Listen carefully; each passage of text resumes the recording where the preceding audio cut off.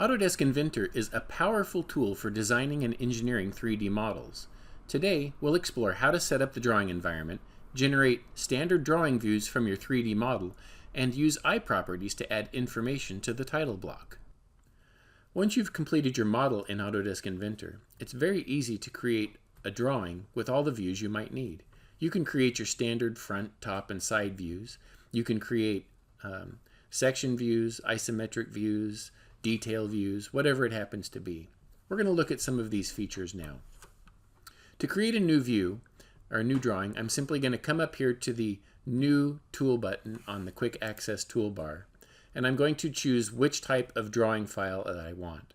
There are two types. There's the standard DWG drawing, and then there's also this IDW drawing.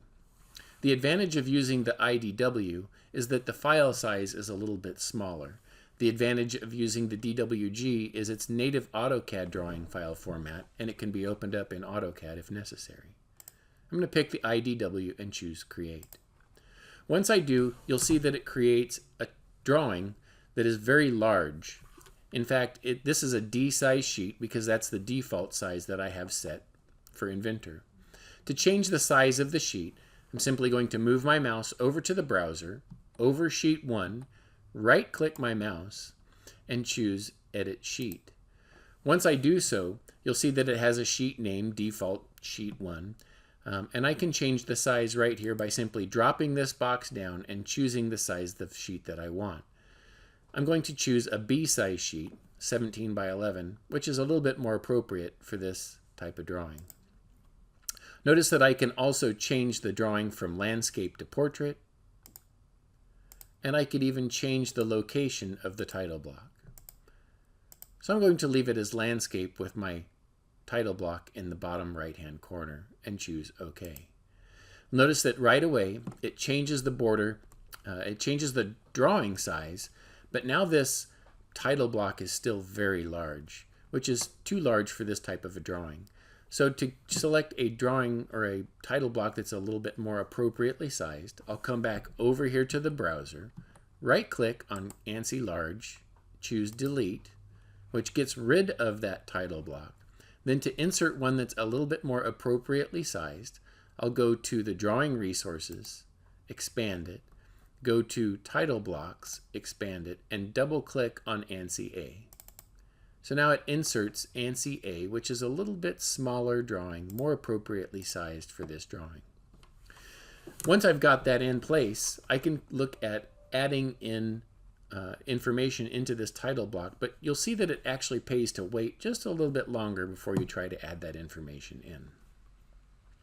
Since I already have a part file open, when I'm ready to create my views, all I have to do is go to the base view right here and click my mouse, and you'll see that it simulates putting in my base view. If this is not the base view that I want, I can simply choose the different views that I have from my view cube to say which view I want to be my base view. But this is indeed the base view that I want to have. Once I've chosen that, if I move my mouse, you'll see how it creates like a little dashed box that is going to show me where my projected views will be. So I can say I want a projected side view to go about there, I want a projected top view to go about there, and even if I wanted to add a projected isometric view, I could simply just come up here to the right and above and click, and it puts those in. Once I'm satisfied with the views that I'm creating, I can choose OK, and you'll see that it creates all of the views with all of the necessary hidden lines that are required. These views are related to each other. For example, it knows, Inventor knows that the front view and the top view must line up. So if I want to reposition this view, if I click to drag and move this view around, it's going to automatically update these other views so they will stay lined up with that first view. Likewise, if I want to move my top view, I can move my top view, but it only allows me to move it up and down so that it will not, be broken in alignment with that front view. And same with my side view. I can move it side to side, but I can't move it up and down. As far as the spacing between the views goes, it's not critical. You can have it set to whatever you want, but I recommend about 1 to 2 inches between, not so close together that they seem crowded, but not so far apart that they seem to be too disjointed.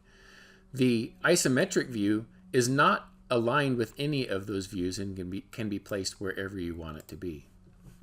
Now that we have the drawing composed with my 3 views, I'm going to save it, and I'll just give it the name slide block and choose save.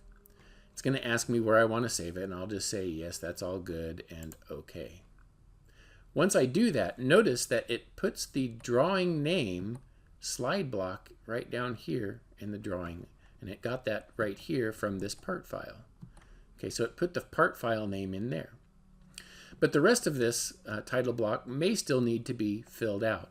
We're going to look at a few of the fields, not all of them, that you can use to complete this title block.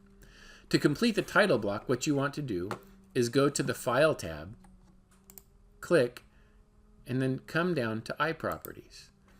iProperties is going to allow you to change the properties of this drawing. It'll take some of the information from these fields and put them into the title block. Most commonly, you're going to come in here and you're going to say, hey, what is the title of this drawing?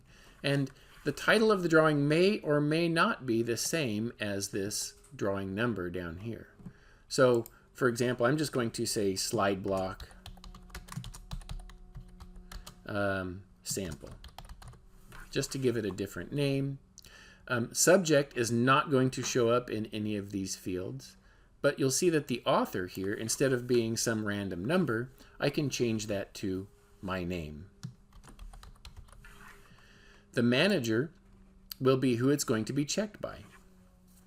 I'll just put in manager.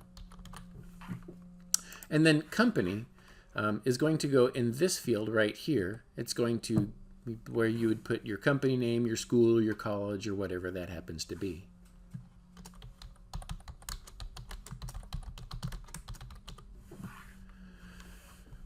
You'll see that there are several fields on lots of the different tabs as you go through. You can even create custom fields that you can add to title blocks later. Once you're done, choose OK, and it automatically populates the title block with the information that you want to have in there.